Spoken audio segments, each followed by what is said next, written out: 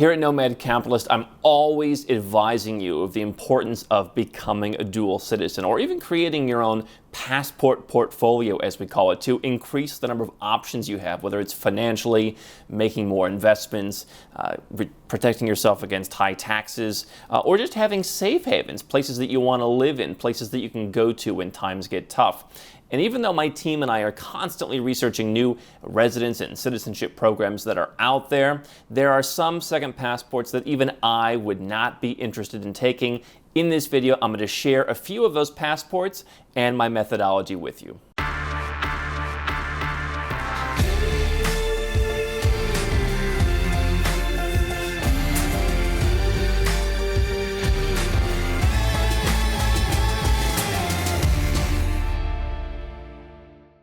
Hey guys, I'm Andrew Henderson. If you'd like to learn how Nomad Capitalist helps 7- and 8-figure entrepreneurs and investors get their second passport, go offshore, and go where they're treated best, you can learn more at nomadcapitalist.com. Now, I've come out and said that I am a passport geek.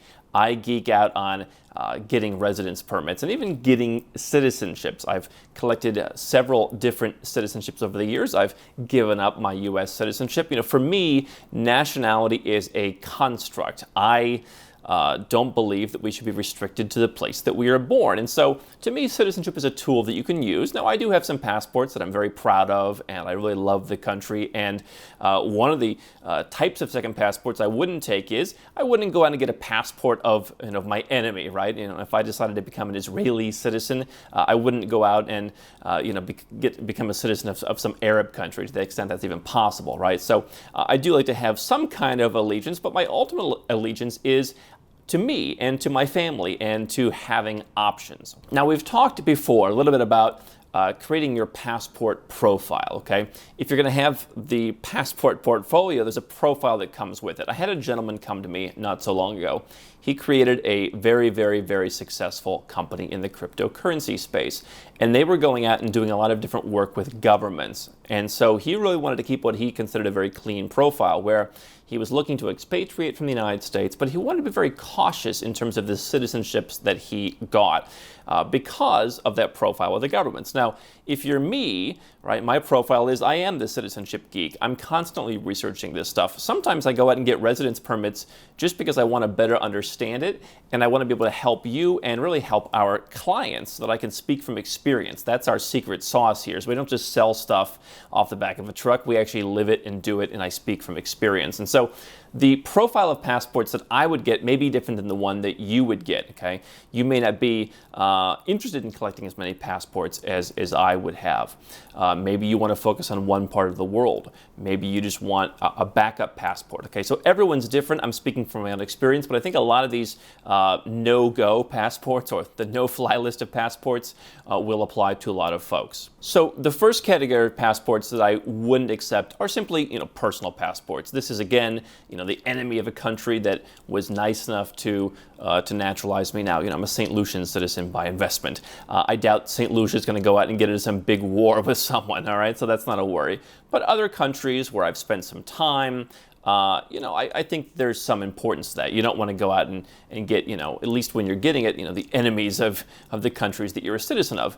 For me, having a wife who I helped get her Armenian citizenship, I would not go out and become a citizen of Azerbaijan. I just wouldn't do it. It would feel weird, okay? I don't really get freaked out about, Muslim countries. I live in Malaysia. There's nothing wrong with it. It's very open. You don't even really feel the religion in your daily life. Okay, and I think there's a lot of countries out there that are, the Muslim countries that some folks I talk to are afraid of. I don't worry about that kind of stuff. But on a personal level, there's probably a few passports that you just wouldn't gel with. Okay, the second type of passport I wouldn't take is some kind of sanctioned country. Okay, I know of someone recently. They went with their spouse to Iran, and they were able to become an Iranian citizen very, very quickly. And I said, I wouldn't do that, okay? Iran, whether it's fair or not, is on all of the lists. More of the citizenship by investment programs just came out recently and said no Iranians. It's very, very difficult. And so what you do have is when you're doing these high-level processes like citizenship by investment, they're going to ask you about all your nationalities. If you want to move to a highly developed country like the UK or the US, or even visit the US, they're going to ask you about all your nationalities. And so if you have a halfway decent nationality, then you go on and add, Iranian or Cuban or North Korean or Sudanese, that's going to be an issue. Okay? There are other countries that are not totally sanctioned in the way that Iran is, but certain people there have sanctions. And so this can be a reputational issue, again, when you're going to certain banks. Some Russians, they're going to have an issue banking in some places. Belarusians, even some folks from the Balkans. And so banks that are traditional offshore banks, banks that are in different parts of the world, sometimes will say, no people from any Balkan countries, Russia, CIS, none of it. I don't see that often. And on the flip side, there are banks in Europe that exclusively cater to Russia and to the CIS. Okay? There are other parts of the world where they just don't care. But depending on what you're trying to accomplish, some of these Eastern European passports, particularly Russia, particularly Belarus, those could be an issue. Okay? I haven't seen it be an issue on a large scale, but it really depends on what you're trying to accomplish. There could be other folks for whom, having a Russian passport is a really good safe haven strategy. I would not be opposed to that. Okay, but you want to understand what your reputation is going to be, and it goes back to that client who was working with Western governments, and he said, if you can find me something innocuous, like a country that's not on anyone's radar, no one really is worried about it. That's cool. Like a Georgia, for example, that might be a country that's leaning westward, and so even though it's in that kind of former USSR area, they've done a lot of growth. But he said, I don't want to become like, Bosnian or something. And so, you want to keep that profile in mind. The other type of passport I would not be interested in, just for personal reasons, are those that have, well-known active wars or that just are really low-quality passports with a bad reputation. So, obviously, Palestine or Afghanistan. I personally don't know that, having a Pakistani passport would be of great value. I don't know that I'd be super opposed to it, but I would probably, not that there's a possibility for me to get it, I would maybe be skeptical of that just because, that's not Malaysia. That's not even Comoros, right? The Comoros had a citizenship by investment program that I participated in, and they are a Muslim country, and they are part of some of the Arab organizations, but they're not really well known for that, and Comoros is just this kind of cute little island, and while one lawyer in Europe said to be careful of Comoros, I've actually gone on to have conversations with a lot of folks who don't care, and I've been able to use that passport to go to a number of places like Hong Kong and Singapore and Malaysia. But, the Afghanistans, the Pakistans, the South Sudans, any country kind of in sub-Saharan Africa that just has a weird reputation. Now, there are some that would be interesting. I think like Uganda, Rwanda, those could be interesting. Zambia has been decent. I probably wouldn't want a South African passport. I certainly wouldn't want any passport where they were going to tax their citizens or already did tax their citizens or made it very difficult to get out of the tax net.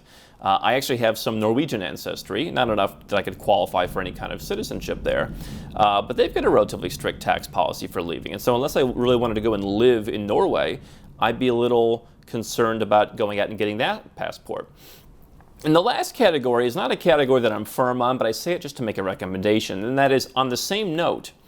If you're going to get a European Union passport, make sure you understand where you think the European Union is going.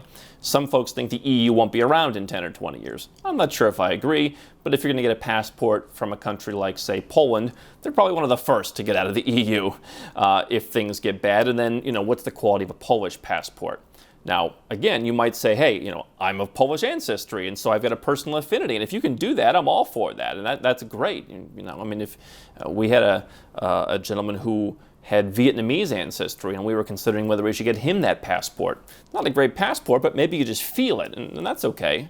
A bad passport is masked by the fact that if you have some kind of connection to the country, it becomes more and more interesting, right?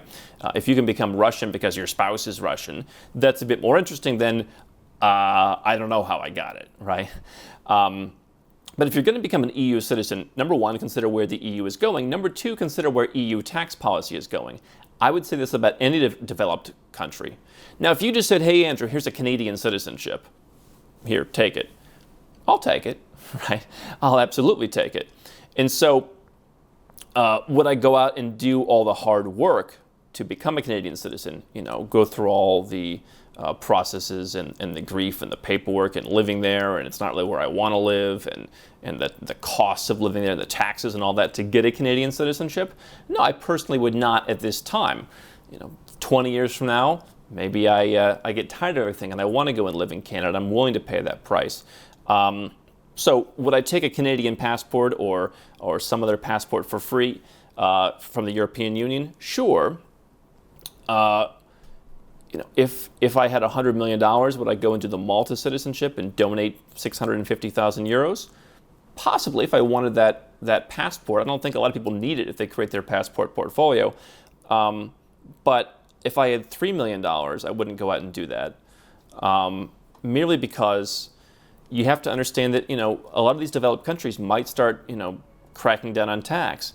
And so to go out and pay a large portion of your net worth to be a citizen of a country, or to go through so much hassle to be a citizen of a country that later is not going to give you what you thought it was going to give you. Policies change.